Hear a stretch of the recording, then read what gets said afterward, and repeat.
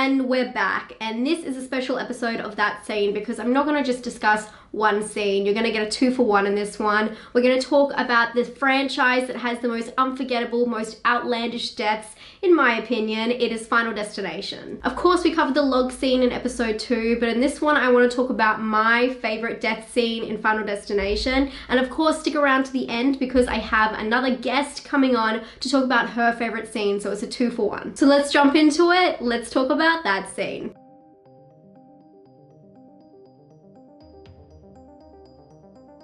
The Final Destination series has many deaths, but one comes to mind for its brutality. This is Tim Carpenter's death from Final Destination 2. This death scene is so clever and so memorable for me because it uses something that a lot of people find very fearful in life, and that's the dentist. And trust me, I have my own dentist story that is very scary, but I love that they use the dentist as a red herring in this film. I think it's so clever, and all of the clues combined actually show you what the result is gonna be. But before you can even think, splat, it's over. Poor little Timmy. The first Final Destination film was released in 2000. It was based on an unproduced spec script by Jeffrey Reddick, which actually was intended for the X-Files TV show. The movie became an instant horror classic, and as cheesy as it was released in the perfect time for this kind of horror. It was praised by horror fans for its concept of death and unique form of slasher. There are now 5 films within the franchise, each one following the same formula. The main character has a premonition, warns others, therefore intentionally or unintentionally saving several people before the event occurs. From there, death comes for each character, and usually in the same order that happened in the premonition. Final Destination 2, although having one of the highest scores on Rotten Tomatoes for the franchise, is the lowest grossing film in the series.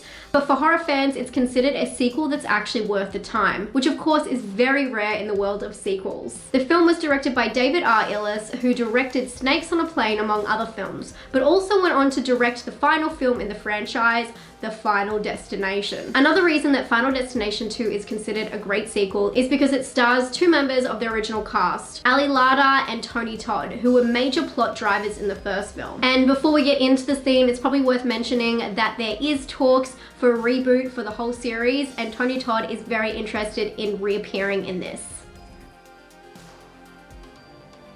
If you've never seen a Final Destination film before, here's what you need to know. In each film, the characters escape their fate by leaving a scene at a disaster before it happens. This one happened to be a pile-up on the freeway. Mother Nora and son Tim were just some of the characters that escaped their fate. So as a viewer, we now know that they have escaped, so death is coming out to seal their fate. And death can come in any shape or form, so you've got to watch out for everything. But at this time, Tim and Nora are oblivious to this, and the 2 main leads, Thomas and Kimberly, are on their way to try and track them down and save them. As this scene begins, Nora has taken Tim to the dentist, and keep an eye out and an ear out for everything in the scene because you wouldn't believe it, but it does point you in the right direction and all of the clues are there. Tim enters the dentist's office. "There you are," the dentist says. "What happened to you yesterday, Tim? We missed you here. We got hung up by that accident on Route 23. Lord, you're lucky you're okay. Your mum said you've been having some pain lately." Construction is seen outside the window as a glass panel is lifted by a crane. "Not really," Tim replies. Meanwhile, in the office, a fish is shown in the tank and it's stuck in the valve of the filter, which in turn causes a pressure buildup and a leak on the outside of the pump. The leak spurts directly onto the power outlet. "Does your mum know you're smoking?" the dentist asks. "Uh-huh," Tim replies. "That's gonna have to be filled," the dentist replies, just as a pigeon flies right into the window. The dentist exclaims, "Damn, how many times am I gonna have to replace those goddamn windows?" Tim looks frightened as the dentist flicks the needle.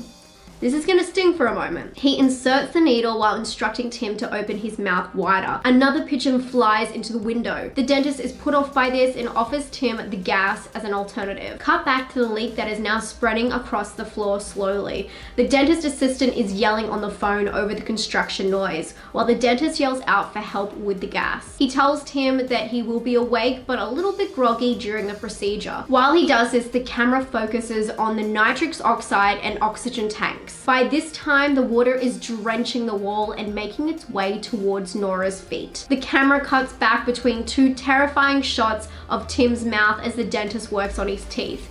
Tim sheds a tear. Cut to Kimberly and Thomas, who have received a phone call about Nora and Tim's whereabouts. They are turning around and they are on course to save them. Cut back to Tim crying. Then a huge bang is heard and Nora springs up. A pigeon has flown through the window of the waiting room. The dentist leaves to see what the commotion is all about, while Tim is left in the chair. The circuit finally cuts out due to the water leakage, and it causes the oxygen tank to cut off. The camera shows a mobile of fish on the ceiling, while Tim is under, sitting helplessly with his mouth open and the gas mask on. Everyone is occupied in the waiting room by the pigeon. A fish suddenly drops from the ceiling directly into Tim's mouth. He is struggling to breathe, helplessly choking on the toy. Just as the music peaks, the assistant walks in, saving Tim from near death. Nora and Tim exit the building unscathed. "What did they say about your tooth?" "I can't remember," Tim replies. Thomas and Kimberly run from a distance, shouting at Nora and Tim. "The pigeons," they yell out as per the premonition, which alerts Tim to the pigeons on the sidewalk. Tim, high on gas, runs after them. A construction worker is disturbed by the pigeons flying and pulls the wrong lever while turning his body away. The panel of glass that is seen the whole time from the dentist's office falls from the sky right onto Tim, squashing his entire body, instantly killing him. His mother looks on screaming. For me, this is one of the most iconic scenes from Final Destination, and I do have a lot of favorites, but the reason I really like this one is, one, because of how brutal the death is. It's instant and terrifying and so quick. And two, because of the red herring. You guys, the whole time you're worried about the dentist and everything that's going wrong in that office, and you don't even realize that every clue is leading you towards what's actually gonna happen. The whole time they hinted at the danger of the pigeons and the glass. This was seen visually, and also the dentist says how many times they're gonna have to replace that glass. You could see the instrument, the death instrument, in the background of the whole scene, which is so crazy. I just can't believe how many clues were kind of pointing you in the right direction, but you still thought he was gonna choke on that toy. I also really love the fact that the pigeons run into the glass and distract the dentist from using the needle, and that kind of puts him off, and so he decides to go for the gas instead, which Tim loves. And it's so funny because the gas is the thing that makes him run after the pigeons at the end. And also them calling out to the pigeons, calling to attention to them, it's all meant to happen. It's like they were meant to be there as it happened. Fate, there's no way of escaping it, and it's amazing. Death's plan is so interesting, so intricate, and so terrifying in this scene, and it all happens so fast. It's one thing after another, and you really can't add it all up, and that's why I love this scene so much. It is completely terrifying to watch unfold. I couldn't find a lot of behind the scenes information about this particular scene, but there are a lot of really cool facts and Easter eggs about James Kirk, who plays Tim in this film. Tim was actually supposed to be the age of 9 in this film, but New Line decided that you can't really kill a kid, and especially in this really brutal way, so they settled on the age of 15.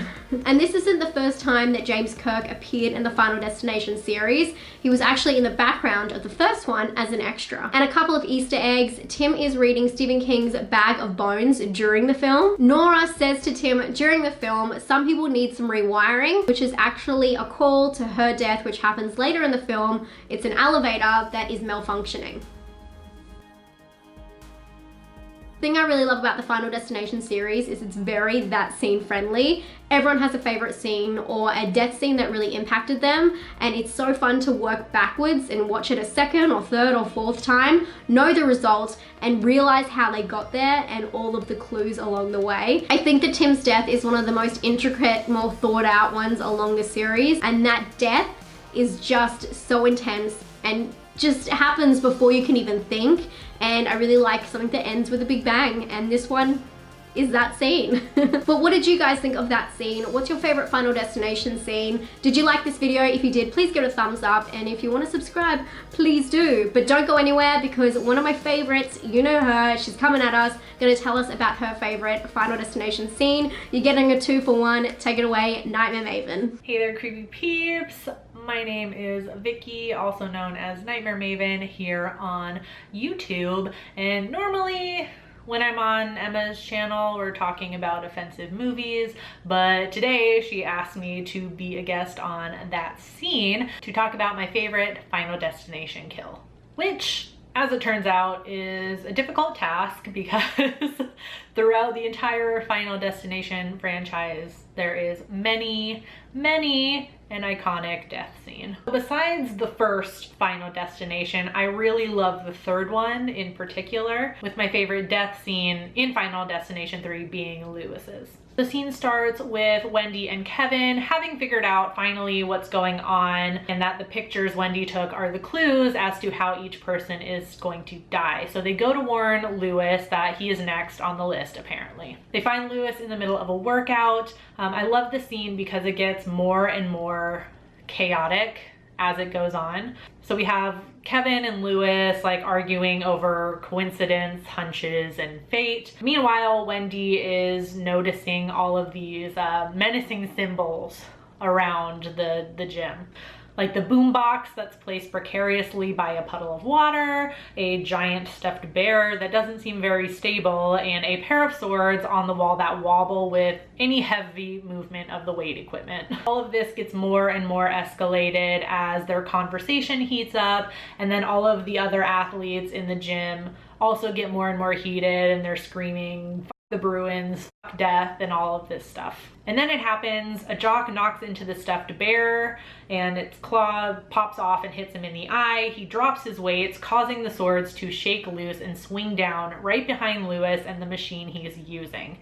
Everything quiets down and Lewis laughs nervously, you know, at the close call, and taunts death again, saying, "Fuck death, I just win." With this, he slams the weights down one more time, but the cords, having been cut by the swords, swing together and flatten Lewis's head like a grape. I love this kill in particular because of the little false alarm moment we have when the swords initially swing down and cut the cords, which nobody happens to notice at the time. And then Lewis thinks he's safe, and then as the audience we think he's safe, maybe that he escaped death again, or maybe Wendy read the clues wrong, maybe we read the clues wrong, so we're wondering how he's actually supposed to die, what all of the clues in the picture meant. And when the death happens, it's just so matter of fact. The weights slam down, we see the blood spray on Wendy and Kevin's face, and then the scene is over. We cut to them leaving the school in new and cleaner clothes.